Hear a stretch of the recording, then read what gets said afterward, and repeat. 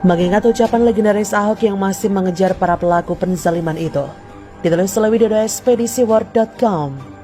Halo, dengar suara JJ kembali di channel Focus Day. Sudah hampir 4 tahun berselang, usai ucapan legendaris yang diucapkan oleh Basuki Cahayapurnama atau Ahok saat menutup persidangan kasus tudingan penistaan agama yang dialamatkan kepadanya. Tudingan yang lantas disertai tekanan massa, terutama yang diprakarsai oleh kelompok pembenci Ahok yang kita tahu bersama bagaimana kisah selanjutnya. Seorang Ahok kala itu dengan begitu kesatria mengikuti persidangan demi persidangan, juga mengucapkan pembelaan yang terdengar diucapkan setulus hati, dengan penuh keberanian dan mengandung kebenaran, tanpa ada yang hendak direkayasa karena memang dirinya tidak bersalah. Ia juga tidak bermaksud menista keyakinan siapapun karena ucapannya di Kepulauan Seribu sebenarnya bertujuan baik, tapi sukses menjadi kontroversi besar akibat perbuatan seorang Buniani.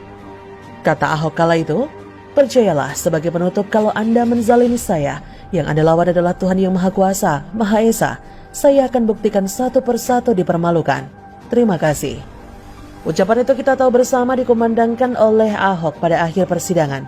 Ucapan yang sebenarnya tidak bermaksud seperti melontarkan kutukan, tapi lebih kepada pemberi peringatan pada siapapun agar jangan bertindak zalim, apalagi berniat memenjarakan orang yang tidak bersalah. Ahok hanya bermaksud membela dirinya di hadapan persidangan manusia yang terbukti tidak berpihak kepadanya karena terlihat sebagai dampak dari tekanan massa, sehingga ia terpaksa berucap seperti itu. Saya pun meyakini bahwa Ahok pasti sudah melaporkan kepada Tuhan seperti iman yang diyakininya sebagai orang Kristen mengenai berbagai tindakan zalim yang pernah dialaminya, khususnya sejak menjabat sebagai Gubernur DKI Jakarta. Dengan melibatkan Tuhan yang Maha Kuasa, Ahok juga bermaksud memperingatkan agar tak seorang pun bermain-main dengan dirinya. Namun orang-orang yang membenci Ahok terlihat sudah menutup hati, pikiran dan nuraninya, sampai akhir persidangan dan vonis diketok oleh palu sang pengadil. Lalu kalimat legendaris itu pun keluar. Kalau boleh saya bayangkan, sejak kalimat itu keluar, sebenarnya ada sesuatu yang terjadi di alam semesta. Kalau Anda percaya soal hukum karma atau menyebut sebagai hukum tabur tuai, juga boleh. Maka sejak ucapan itu keluar, akan segera berlaku pengejaran terhadap orang-orang yang di mata Tuhan telah menzalimi Ahok. Mereka satu persatu akan dipermalukan. Kecuali mereka bertobat lalu membereskan di hadapan Tuhan, juga meminta maaf secara langsung pada Ahok. Juga kecuali perkataan Ahok itu ditarik seraya memohon pengampunan Tuhan atas para pelaku. Saya percaya dampak dari ucapan Ahok akan mengejar sampai kapanpun terhadap para pelaku tindakan zalim pada 2017 lalu. Saya tertarik pada bagian "saya akan buktikan satu persatu dipermalukan". Bagi saya ucapan itu mengandung makna bahwa Ahok masih akan hidup untuk menyaksikan balasan terhadap tindakan zalim dari para pelaku tadi, karena mereka akan dipermalukan di hadapan manusia. Serunya lagi, mereka seperti akan dipakai sebagai contoh nyata akan tindakan penzaliman yang pernah mereka lakukan, dengan perbuatan tertentu yang membuat mereka akhirnya berurusan dengan hukum, dan itu pun masih ditambah sanksi sosial yang membuat mereka menjadi malu, semalu-malunya. Itu pun kalau masih punya harga diri dan perasaan malu sebagai manusia normal.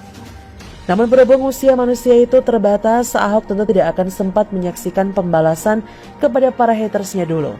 Tapi serunya lagi, anak-anak Ahok, juga ex-istri Ahok Veronica Tan, yang notabene senasib dan sepenanggungan saat adanya masalah tuduhan penistaan agama ini, masih akan menyaksikan pembalasan Tuhan. Dan kalau mau diceritakan kelak kepada para cucu Ahok, juga para cicitnya, juga masih bisa, karena pelaku penzaliman kalau kita ingat juga termasuk anak-anak kecil yang tanpa sadar diperalat oleh para orang dewasa di sekitar mereka. Ada yang berteriak-teriak bunuh Ahok. Jangan lupa bagian yang ini ya kawan.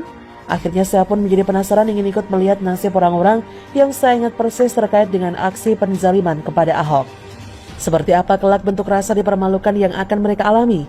Bisa jadi nantinya terkait masalah perselingkuhan, perbuatan tidak pantas dengan wanita yang bukan pasangan sahnya, kasus narkoba atau korupsi, atau kasus-kasus lain yang pada intinya mengarah sesuatu yang akan bikin mereka dipermalukan.